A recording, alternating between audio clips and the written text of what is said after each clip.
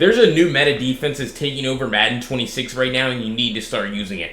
I've started using this defense and won thousands of dollars in tournaments, and I just showed it to this player right here, and he won a $1,000 money game, so you know it's legit. If you're tired of struggling on defense and want to try something new that's proven to work from the pros, this is going to be the perfect video for you, so let's jump right into it. The first thing you're going to need on defense is always going to be the best defensive settings. Let me show you the best ones to use right now here with this scheme. Alright, so we're going to come to our coaching adjustments here. We are going to put defensive motion response on disabled so that our zone defenders don't realign in response to offensive motion. You don't want your cloud flats, following cheat motions, or your outside thirds following, motions across the field. That can misalign and mess up your whole defense. RPO pass key conservative, curl flats 5, safety depth close, safety width on pinch. All right. The reason why we want to move our safety closer to the line of scrimmage is just for us to be able to defend the seam.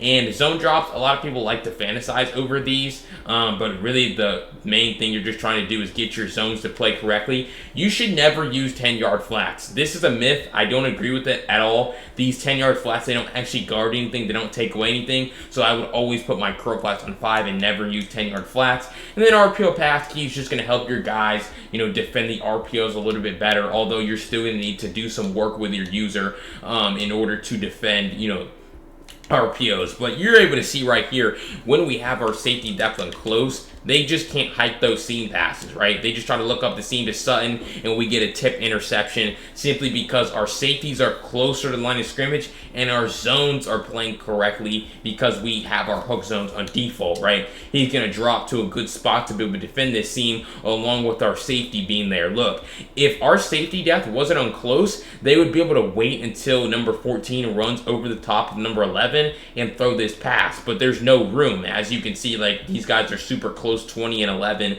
so there's no room for them to throw this, so they force it, it gets tipped, and it can get intercepted at times, certainly. But also, you want to make sure that your guys are in the right spots with your alignment, because especially if you put your cornerback matchups on anything besides balance in this game, this is what can happen to your defense. Like, I'm sure some of you guys are using by speed, by overall, by height, right? There can be times where when the offense no huddles, this is a simulation of what would happen where your defense comes out like this. They come out crisscross, they come out misaligned, and now you're just giving up wide open, seams, lobs over the top for huge touchdowns. Look, you just want to make sure that you're using the defense settings that I showed you. On for auto flip, balance for cornerback matchups, and disabled for defense and motion response. That's going to help out your alignment tremendously. And then you want to have your safety depth on close to help defend the seam, along with just having your curl flats on 5 for your zone drops. Zone drops can kind of change throughout the game depending on what you're kind of dealing with, what they're hitting you with. But it's like, for the most part, those are the best defense settings. It's kind of simple, and they're going to help you a lot with the rest of the things I'm showing you in this defense. All right, now that you have the best defensive settings enabled, let me show you a glitch blitz that's going to help you get the quarterback on the ground in a hurry, since that's really important too. Let me show you what I'm talking about. Alright, so we're going to I'm in the Raiders playbook right now. We're in the nickel double mug formation. Make sure you're running the nickel double mug and not the nickel 2-4 double mug, not the nickel 3-3 double mug. I'm going to tell you why later in the video. But for this blitz, we're going to come into nickel double mug, and we are going to move this man right here directly over top of the center. That's going to be the setup for this blitz. You also want to drop your outside linebacker or defensive end here into a curl flat. Now, you want to know your personnel, right? You wouldn't want to put Max Crosby in a zone. You will want him rushing, but for the sake of showing you this, I'll just put him in a zone. Then you want to call the left exit two-man custom stunt, really just because that's going to help your guys basically get kind of like a speed boost off the line. But really what you're trying to do is stand right here over this center and D-pad switch stick. All right, so you're going to take this, they're going to take the snap, and you're immediately pressing D-pad, and so that's going to allow you to get that pressure off of that left side instantly, right? Simply because you're using that custom stunt as well. You're going to get a little bit faster pressure over here on the left side, and then you're able to see, why does this work? Well, because you D-pad switch it, and you also see how I've already clicked on to Max Crosby. I'm already on Max Crosby before Bo Nix has the ball, right? So I'm talking as soon as you see the ball get snapped, you're pressing D-pad to the right, to get onto Crosby, because that allows for this man to now just rush into the center So your user that you started the play on, he runs into the center. Now it's just a 3-on-2 over here, and these guys can only block 2 of them, and they're just going to let one of these guys come in free. So really, you're just overload blitzing them, but you're getting the best of both worlds because it's like you're starting to play on Crosby, but you're still getting that quick pressure on that left side simply because you're using one of the best defensive mechanics in this game to get pressure, right? The D-pad switch stick. So again, you're standing directly right here over the center. You're going to pass commit your defense, as always, to make your blitzes better. And I'm talking this now, I'm snapping the ball for the offense here, but it's like when I get in a game, as soon as you recognize the ball gets snapped, press D-pad to the right. Boom, take it, immediately press D-pad to the right. It's going to be the same thing time and time again where that man is able to come in completely clean off the edge simply because, I mean, you just have a huge numbers advantage. You're not really worried about what's going on over here, right? They can double team this man. That's perfectly fine. But they're -1 over here on this left side, which just allows for us to come in completely clean. You have maybe strip specialists, I don't know. You have something on this man, and you might be able to get some more sack fumbles, but you're just going to be able to take the quarterback to the ground in a hurry, you know, time and time again here. Also, though, right, what you can also do is when they start to block their running back, you know, if you know they're blocking their running back, now you can just put that man that's manned up onto him in like a hook curl, for example, right? And so you could still set it up the same way, drop Crosby into that zone, but now you can just press D-pad up instead of D-pad right to get clipped onto this hook curl defender, and so now you're actually over the middle of the field, which is kind of really where you want to be, right? But it's like, same thing. Drop Crosby into the zone. Pass can be your defense. Now I'm just going to take the snap, immediately press D-pad up. Running back slides over. But as I told you guys so many times when we're playing defense and we're doing defensive tutorials, running backs are going to have a very tough time picking up outside linebackers, picking up defensive ends. You're just going to push, they're just going to get pushed into the quarterback too fast. So this man's still going to come in completely clean because the offensive line still isn't going to block us. But now we're just going to push our way into the quarterback because this running back is pretty small. And so you're also able to see if you need to D-pad switch stick twice, you need to switch twice, you can certainly do that. Now I'm onto this man. I'm over the middle of the field to take away their backside dig. Crosby's out here to defend a flat route if that's what they have. Again, knowing your personnel is important. You probably want to have like a pass coverage type of guy out there. But really with this blitz, it's very simple. You're just dropping them into a zone to create the overload on the left side, and then your D-pad switch sticking onto one of your defenders to create the 4-and-3 overload that they're not going to have any chance to really block. All right, so if you're enjoying this defensive ebook so far, make sure you go down below and hit that subscribe button. I break down defensive tips and tricks just like this every single day on Madden 26, and you don't want to miss out on any of the content that I have. But again, if you want my Vikings defensive ebook with the best setups, glitch blitzes, coverage shells, and everything in that ebook is in written form for you to save on your phone during gameplay, go to the link down below in the pinned comment and grab it today by using code YouTube to get 20% off. I guarantee the videos, screenshots, written breakdowns are all going to transform your defense along with what I'm sharing with you in this video. So what are you thinking? Go grab it today and let's jump right back into it. All right, being able to stop the pass is fantastic, but if you can't stop the run in this game, think about it. Who's passing the ball? So let me show you the best way to automatically shut down the run without really having to turn your brain on. All right, so we're still going to be in mid blitz here from nickel double mug. All right, and so really what we're going to do is we are going to just call it. We don't even have to do anything. All you're doing is take, this is why I say it's so easy. Simply take White, move him over the center, and now you see there's a flame icon over the top of your other A-gap rusher, which means when you run into that center, that A-gap rusher is going to come in complete clean. Whoever the flame icon is on, that's telling the offense who's going to come in clean. Now, when you're on defense, you're not going to see the flame icon, but you just know through getting in practice mode, you know that as soon as you call this play and you move over the top of the center, you know that you've now retargeted their offensive line. Because if we look at their play art, if I'm standing over here, for example, when the play starts, there's only a flame icon over the top of the outside corner, which means if I just run this ball, there's a lane for them to run through. Again, they don't pick up that many yards because double mug is pretty good run defense anyway, but it's not, I mean, we're not going to come in completely clean.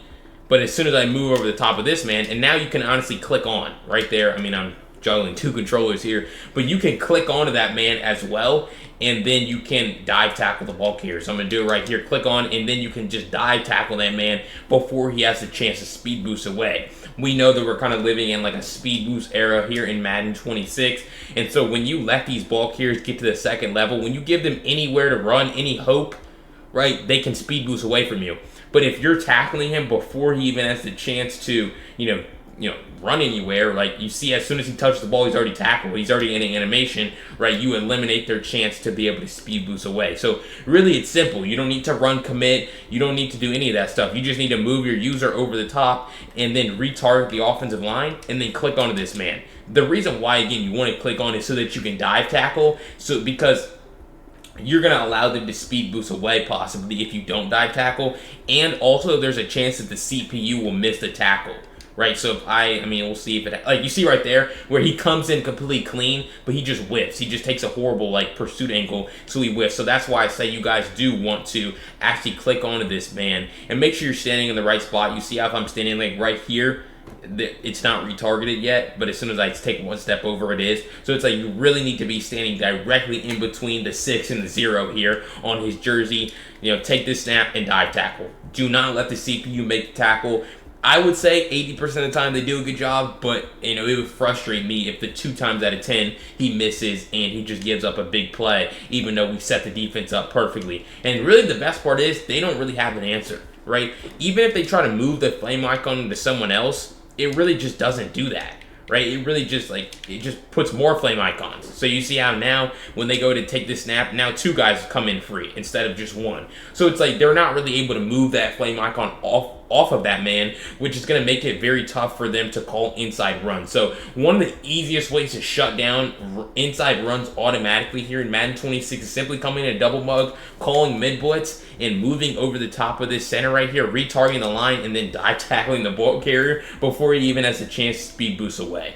Super easy run defense. Alright, so if you enjoyed that tip, they don't even compare to the final 2 tips I'm sharing with you in this video. So again, make sure you subscribe to this channel. I'm the only one right now breaking down Madden 26 tips and tricks every single day. So what are you thinking? Go down below, hit that subscribe button so you never miss out on anything I drop. But let me show you the final 2 secrets that you're absolutely not going to miss out on. And that next one is going to be a literal shed glitch. It's going to be a glitch that's going to make your sheds way faster and way better. Let me show you exactly what I'm talking about.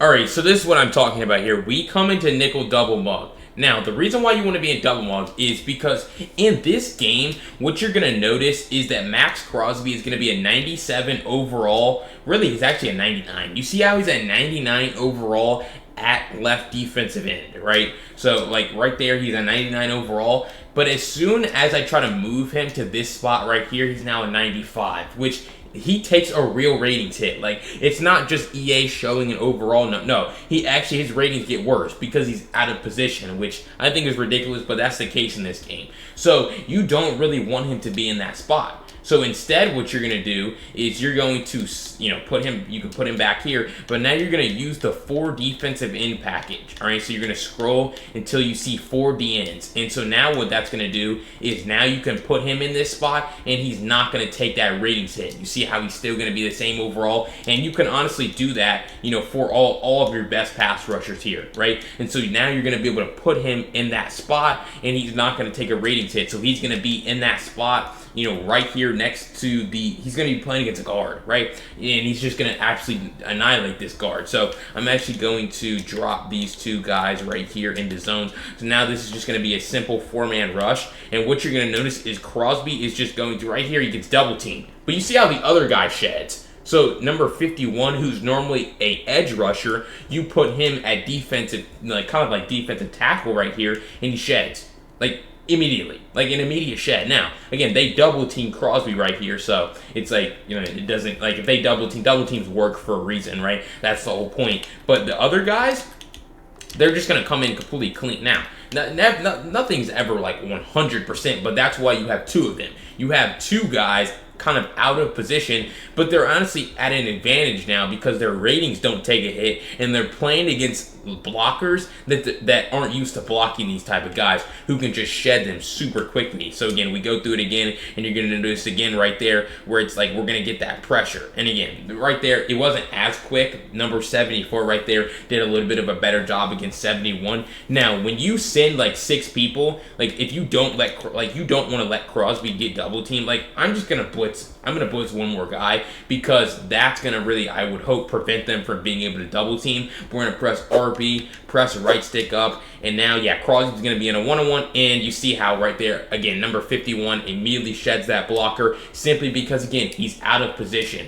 And why is this so valuable? Well, you think about it, now I don't have to blitz, really. Like, I don't really need to blitz. I could send 4, I could send 5, right? You could still put Crosby out here on the edge if you really wanted to, right? And you could allow one of your worst pass rushers to eat up a double team. Like, that just makes sense. Instead of Crosby being double teamed, why don't we just put one of these guys that aren't even really that good? Why don't we just have them absorb the double team? So that's something that you could certainly do. But really, just being able to get these guys out of position from the 4 defensive end package and get sheds. Like, these sheds are going to be, look at Crosby. Like, he just runs through that guy. That guy's actually has a superstar, but he's just not used to playing against a guy who can actually just, like, as fast and as you can shed as quickly as Crosby, and it, has block shedding, has power move, finesse move. Like, you're just creating a huge mismatch advantage for your guys, which is going to allow for your pass rush to be better, again, without you even really blitzing. So I would always, again, pass through my defense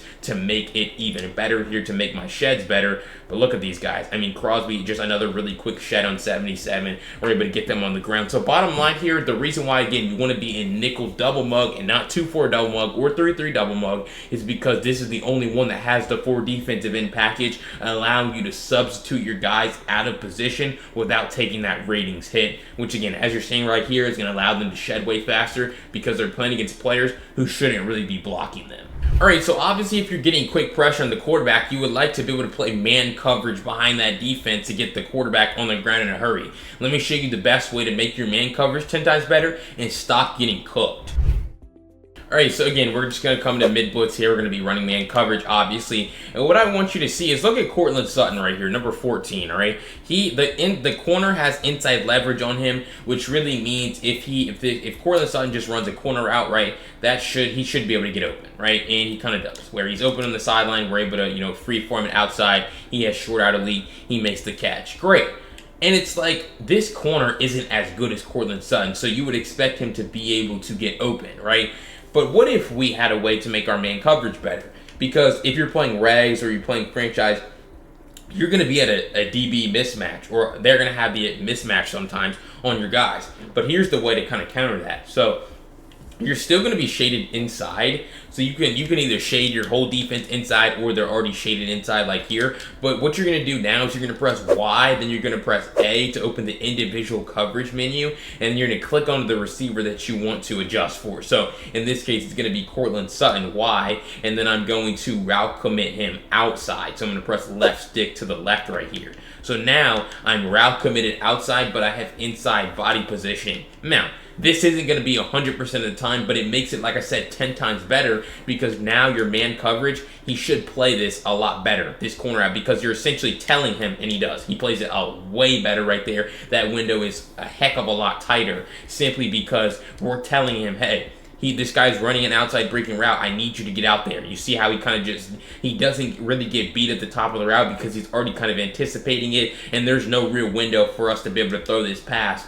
without him getting a breakup on it. So really, that's what it is. It's route committing your guys to, make the defense better. We understand that corner routes are a huge meta and can really make can make it a lot harder for you to play defense. Corner routes, really anything breaking outside, you can get cooked on corner routes, right? And so that can be a huge gain for them. But by you route committing outside, you essentially eliminate that. And you're able to see right here where you see Franklin, he's running a crosser against outside leverage. So it's kind of honestly the same thing, where we don't have the right leverage, and so you see how he gets cooked. He got cooked in that crosser because the man that's guarding him is completely shaded outside. right? And so you're just going to see, boom, he's shaded, he just gets cooked, that man kind of slips, and so he just gets beat on it, right? And so luckily we get pressure, but it's like, honestly, sometimes even when you shade your defense inside, so you press Y, A, B, and then you shade left, right? So he's not moving. So like you really need to tell him, hey, route commit inside. He's running the inside breaking route. You're gonna, essentially do a much better job of containing these super winds at the top of the route. You see how now that's so much tighter man coverage on that crossing route by number 22.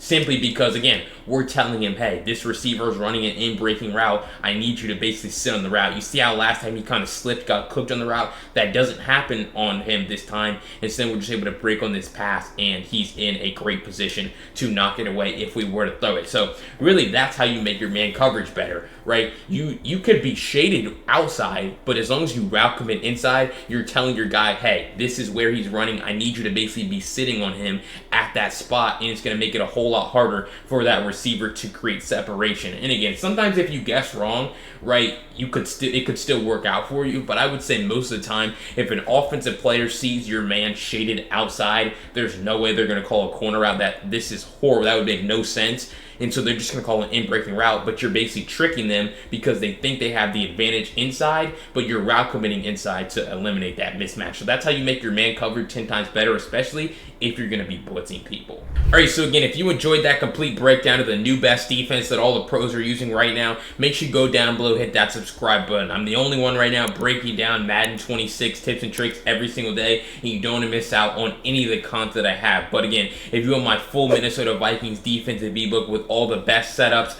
glitch blitzes, write-ups, video screenshots, everything you're going to need to dominate your defense, go to the link down below in the pinned comment. Grab it today by using code YouTube to get 20% off. And guaranteed it'll transform the way you play defense here in Madden 26. And if you want to see that defense in a live action gameplay against a real opponent, check out this video right here. I'll see you guys in the next video. Peace.